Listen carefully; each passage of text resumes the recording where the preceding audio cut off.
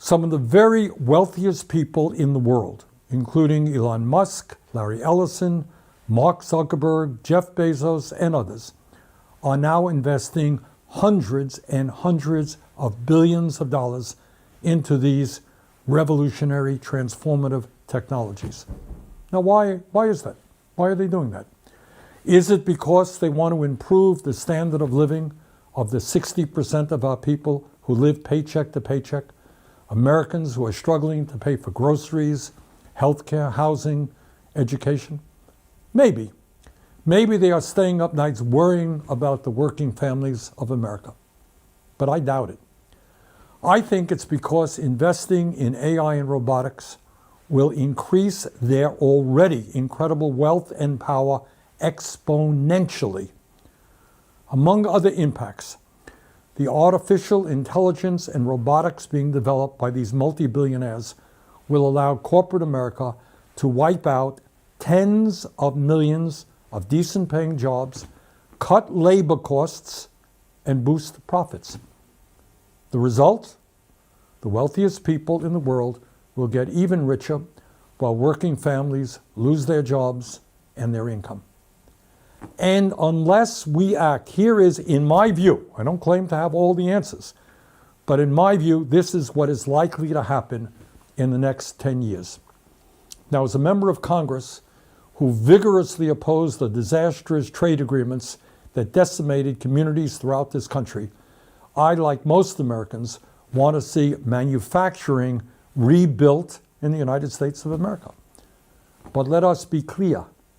New factories won't mean much for working people if the jobs are done by robots instead of human beings. Elon Musk has said he wants Tesla to build millions of robots.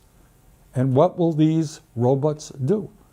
Well, obviously, they will replace the men and women working in our factories, warehouses, and in restaurants and in other areas.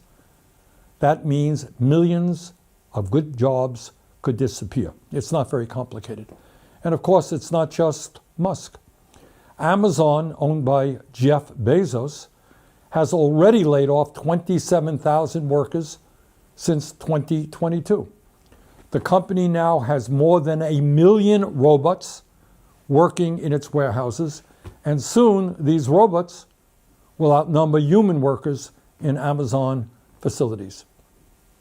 In 2016, Foxconn, the massive manufacturing contractor for companies like Apple and Google, replaced 60,000 workers in a single huge factory in China with robots. Now, the company is planning fully automated factories. And just a few months ago, Foxconn CEO Young Liu predicted that artificial intelligence will make it unnecessary for large corporations to outsource jobs to low-wage countries. You know why? Because robots will be doing most of the manufacturing work. However, it is not just manufacturing jobs at risk.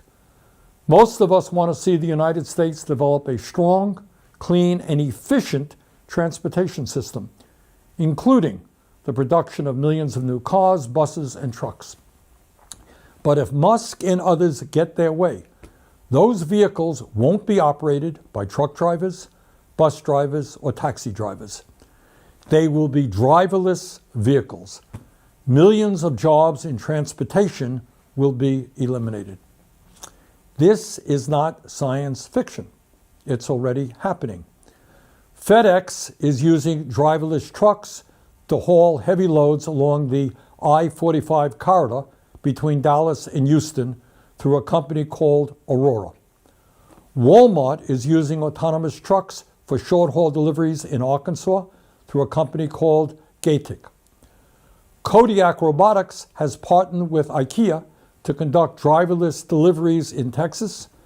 Waymo is operating self-driving cabs in Los Angeles, Phoenix, San Francisco, Atlanta, and Austin. We all want to see more startup companies and small businesses, but for workers, that will mean very little if half of all white-collar entry-level jobs are eliminated over the next 5 years.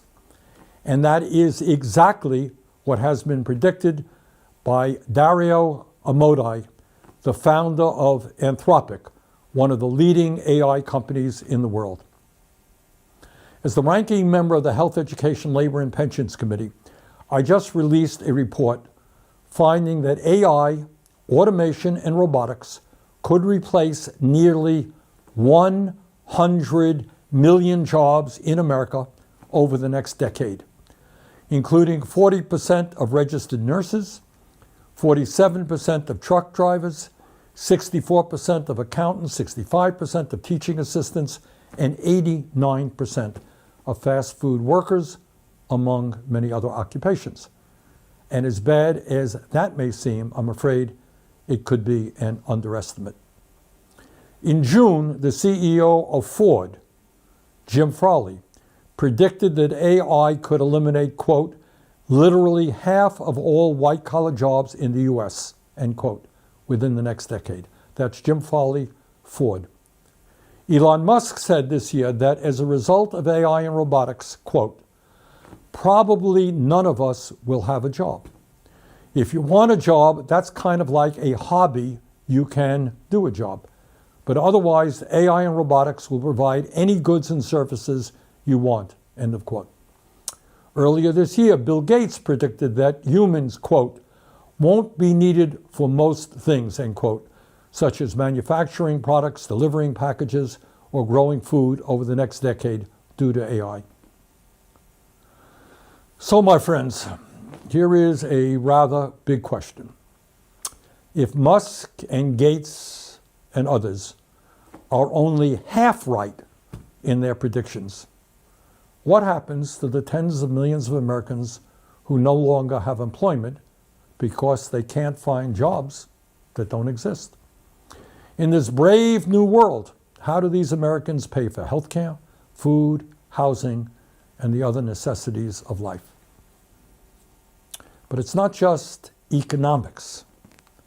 Work, whether being a janitor or a brain surgeon, is an integral part of being a human being. The vast majority of people want to be productive members of society and contribute to their communities. What happens when that vital aspect of human existence is removed from our lives?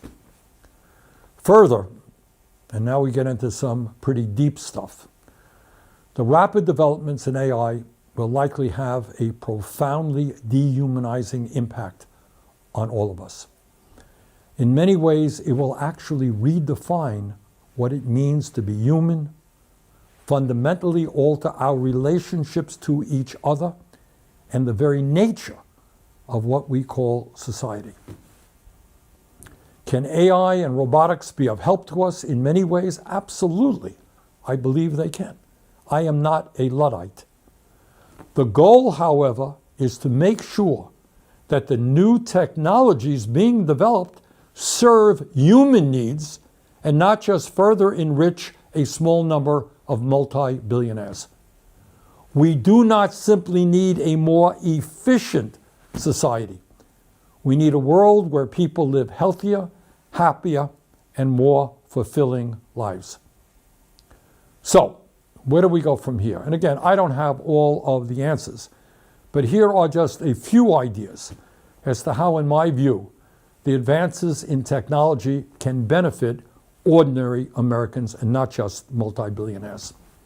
First, we must move to a 32-hour work week with no loss in pay. Think about it. Today, American workers are 400% more productive than they were in the 1940s when the 40-hour work week was first established.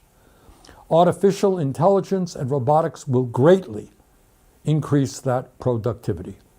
Workers must benefit from that increased output through a shorter work week. A 32-hour work week with no loss in pay would be a major step forward in improving the quality of life for millions of Americans.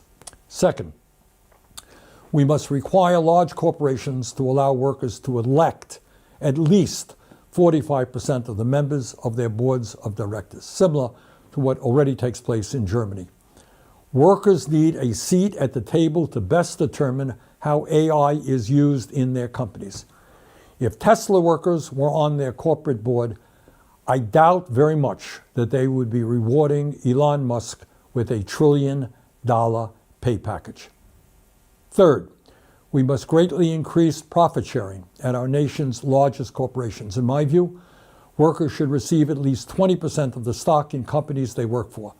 Corporate profits should not just be going to enrich wealthy stockholders and the billionaires who own them.